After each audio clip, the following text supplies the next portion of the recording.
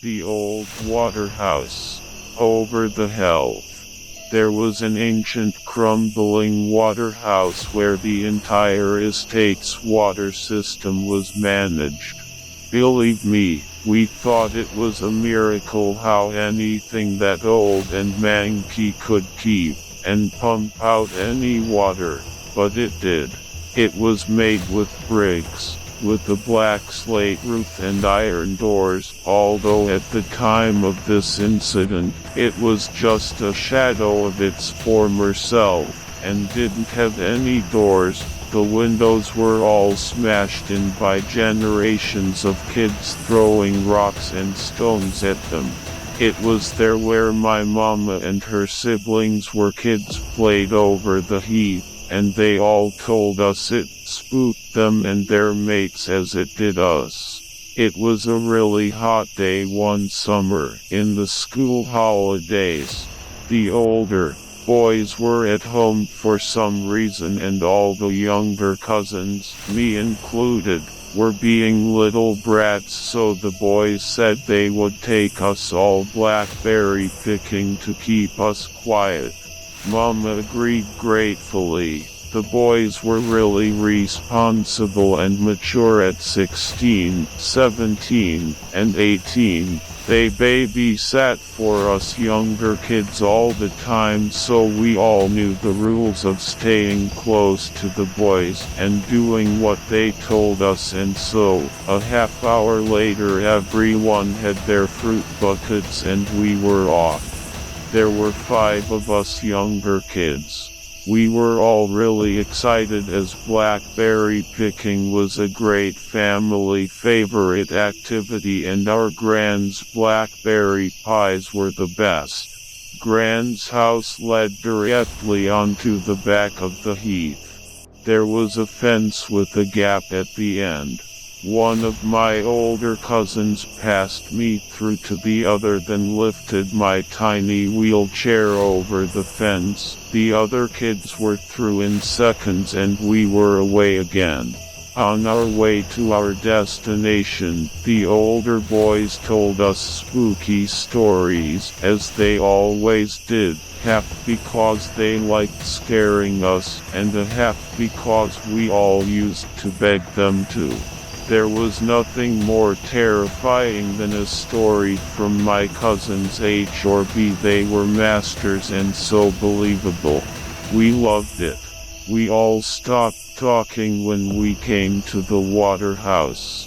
Nobody ever dared to speak around or near the Waterhouse, not even the older boys. For something so mundane it always looked, and still does, so eerie. There was a second fence to get through before we reached our beloved blackberry field, but this time as we squeezed through the gap of the fence we were all more somber as we remembered the old wives' tale urban legend that we all knew about the Waterhouse. The story goes, once in the early 1960s, there was a gang of bank robbers. They were local to the area and were really nasty pieces of work. Their expertise was terrorizing bank customers and staff alike before grabbing and shooting anything that moved. They did several jobs without getting caught, but they really messed up a particular job, and a sweet 19-year-old trainee bank clerk was shot dead and 5 more people were seriously injured. One of the gang was also shot dead, along with the nastiest member of the gang being seriously wounded in the crossfire. It is said that the remaining gang members escaped with just a few hundred and made their way over to the heath and hid out in the Waterhouse. It was newish at that time and was a perfect hideaway for the murderers.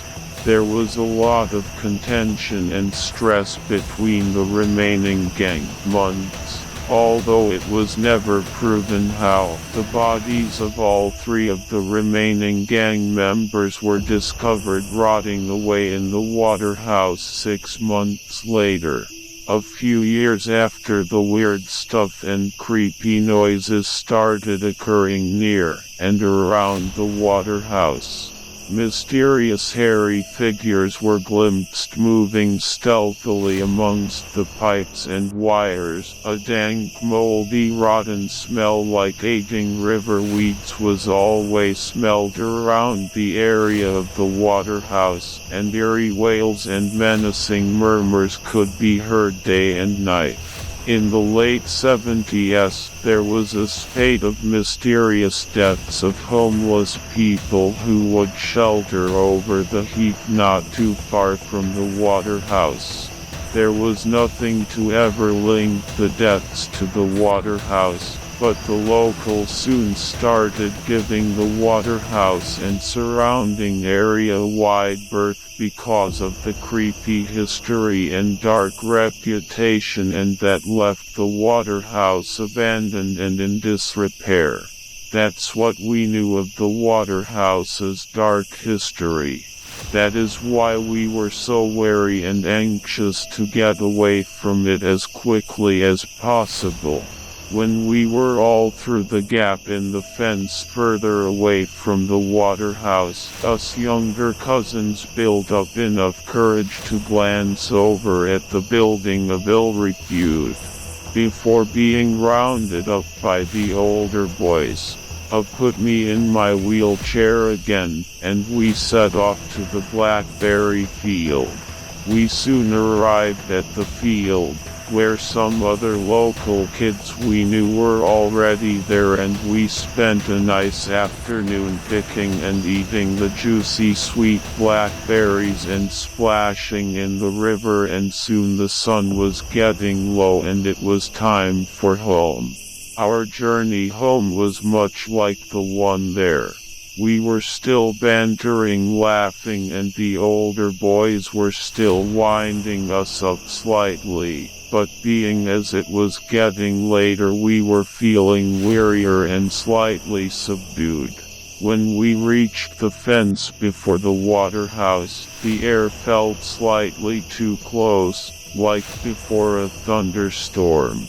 The youngest of the three older boys got me out of my wheelchair so that B could lift it over the fence. The other kids were already on the other side of the fence with H and B. Suddenly said to his brother in a low guarded voice. Something moved at the back of their brother. B just looked at him sideways. Out of the boys, A was the most likely one to pull a stunt or wind anyone up for a laugh, but A was straight-faced. A said, "I'm going to have a look," passing me through to B and squeezing past us all. "Wait up, we got tea."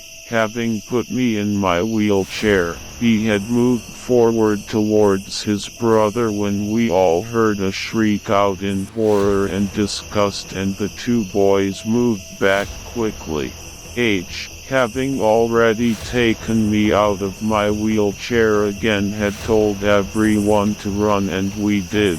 B picking up my tiny wheelchair, folding it up while running, grabbing the other two kids' hands and following B and H running with me on his shoulders holding my other cousin's hands. We ran and ran.